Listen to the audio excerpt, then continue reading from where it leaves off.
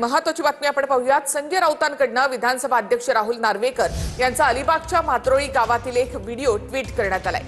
जमीन मोजणीला मालकाने विरोध केल्यानंतर नार्वेकर आणि सहकाऱ्यांनी पळ काढल्याचा दावा राऊतांनी केलेला आहे। यावेळी नार्वेकरांसोबत स्थानिकांची बाचाबाची झाली, तर घटनेशी संबंध नाही, कौटुंबिक वाद सोडवत होतो असं स्पष्टीकरण यावर विधानसभा अध्यक्ष राहुल नार्वेकर यांनी दिलंय।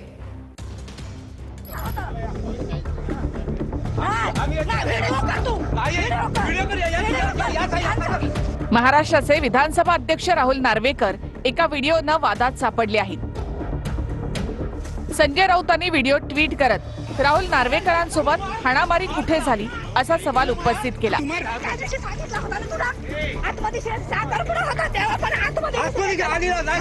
आरोपानुसार वाद एका जमीन प्रकरणाचा आहे। या व्हिडिओमध्ये नार्वेकरांसोबत आलेल्या एका व्यक्तीला स्थानिक शेतकऱ्यांनी मारहाण सुद्धा केली।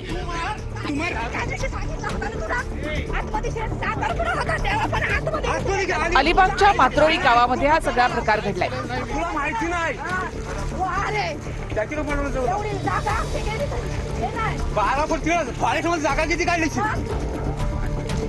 हे सगळं घडत असताना काही काळ नार्वेकरांनी शेतकऱ्यांची समजूत घालण्याचा प्रयत्न केला, मात्र त्यानंतर घटनास्थळावरून काढता पाय घेतला।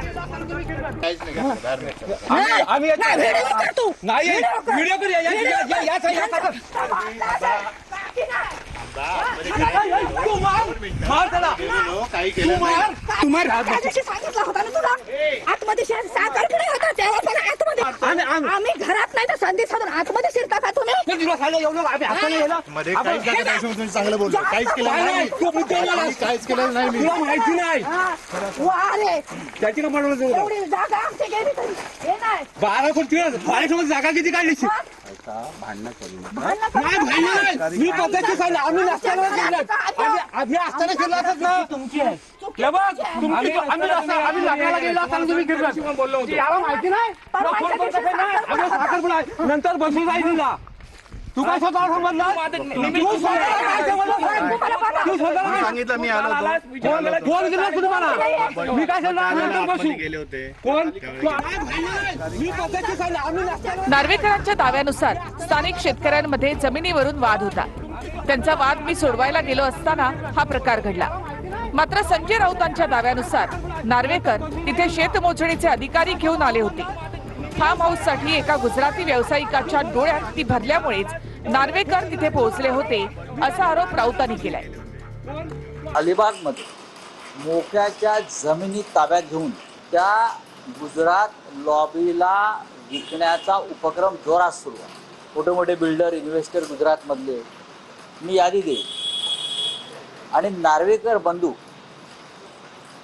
या जमिनी शेतकऱ्यांनी विकाव्यात कोकणातल्या या गुजराती लॉबीला, यासाठी किती अथक परिश्रम घेत आहेत। विधानसभा अध्यक्ष नार्वेकरांनी असं म्हटलंय की संबंधित जमिनीशी माझा कोणताही संबंध नसून मी फक्त वाद सोडवायला गेलो होतो, घडलेल्या प्रकाराशी माझा काहीही संबंध नाही। दरम्यान या दाव्यावर सवाल उभे करत विधानसभेचे अध्यक्ष नार्वेकर शेतकऱ्यांचा वाद सोडवायला एका आडवळणाच्या गावामध्ये का गेले होते, नार्वेकरांना कुणी बोलावलं होतं असे प्रश्न संजय राऊतांनी उपस्थित केले। ते खोटं बोलतायत, मी भांडण सोडवायला गेलो। तुम्हाला बोलवलं कोणी भांडण सोडवायला? त्या आडवळणाला तुम्ही कशा करता गेलात? मात्रोळी गावात कशा करता गेला? शनिवार रविवार हे महाशय तिकडेच असतात, जमिनींची पाहणी करत असतात। नार्वेकर साहेब इथून जात होते, त्यांचा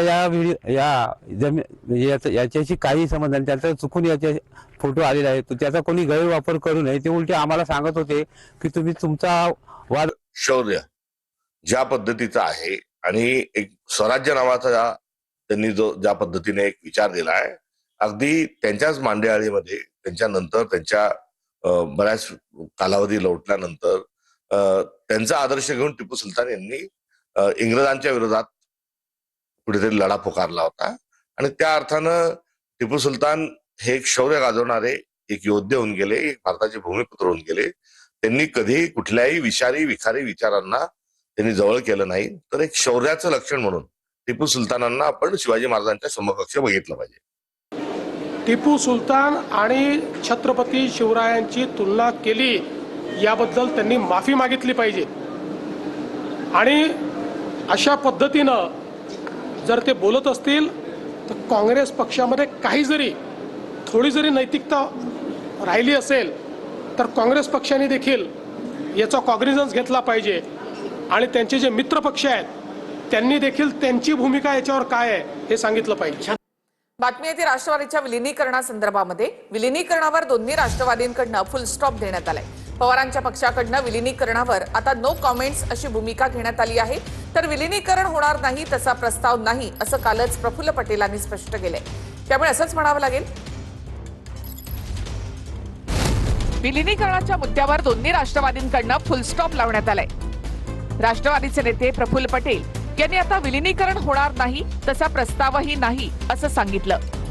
तर पवारांच्या राष्ट्रवादीचे नेते शशिकांत शिंदेंनी यापुढे विलिनीकरणाच्या विषयावर आम्ही बोलणार नाही हे स्पष्ट केलंय.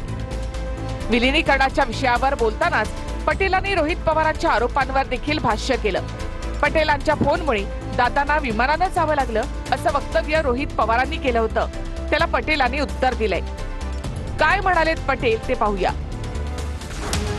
अजितदादांच्या मृत्यूनंतर पवारांच्या पक्षाकडून विलिनीकरणाची चर्चा होणं ही दुर्दैवी बाब.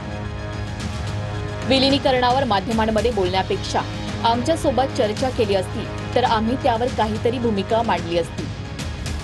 आता दोन्ही राष्ट्रवादींचं विलिनीकरण होणार नाही तसा प्रस्ताव आला नाही. अजित पवारांना आदल्या दिवशी फोन केला, यात माझा काय दोष? आम्ही आमच्या सहकाऱ्यांसोबत बोलू शकत नाही का? मला आणि तटकरेंना टार्गेट केलं जातंय. राज ठाकरेंना आमच्यामध्ये पडण्याची गरज काय? नरेश अरोरा यांच्यावर संशय घेतला जातोय. आरोप करणाऱ्यांनी पार्थ पवार यांना विचारावं.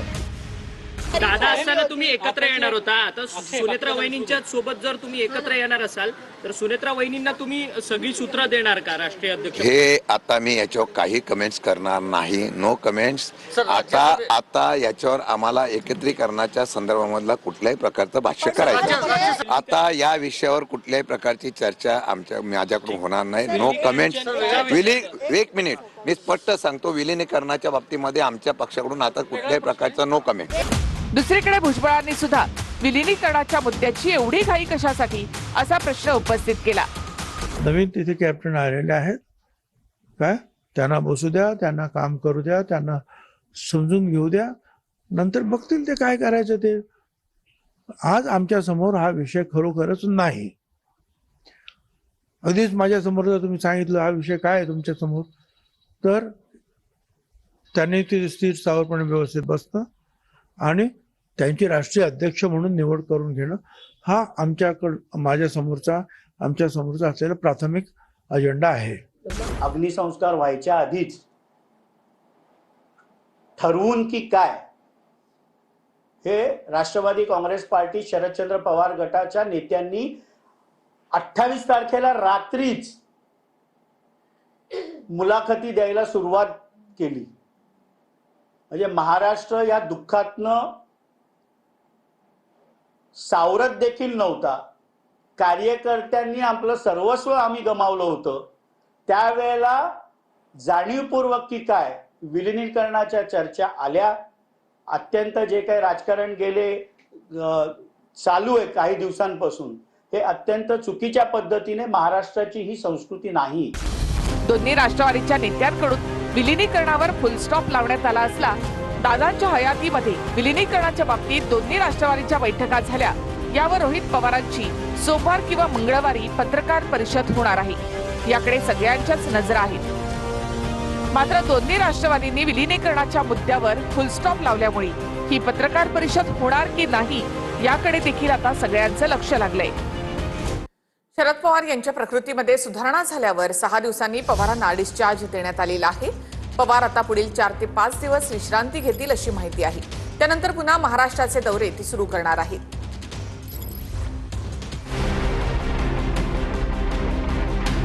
शरद पवार यांच्या प्रकृतीत सुधारणा झाल्यानंतर 6 दिवसांनी पवारांना डिस्चार्ज देण्यात आला. खोकला आणि कफचा त्रास जाणवू लागल्यामुळे बारामतीमधून शरद पवार यांना उपचारासाठी पुण्यामध्ये आणलं होतं.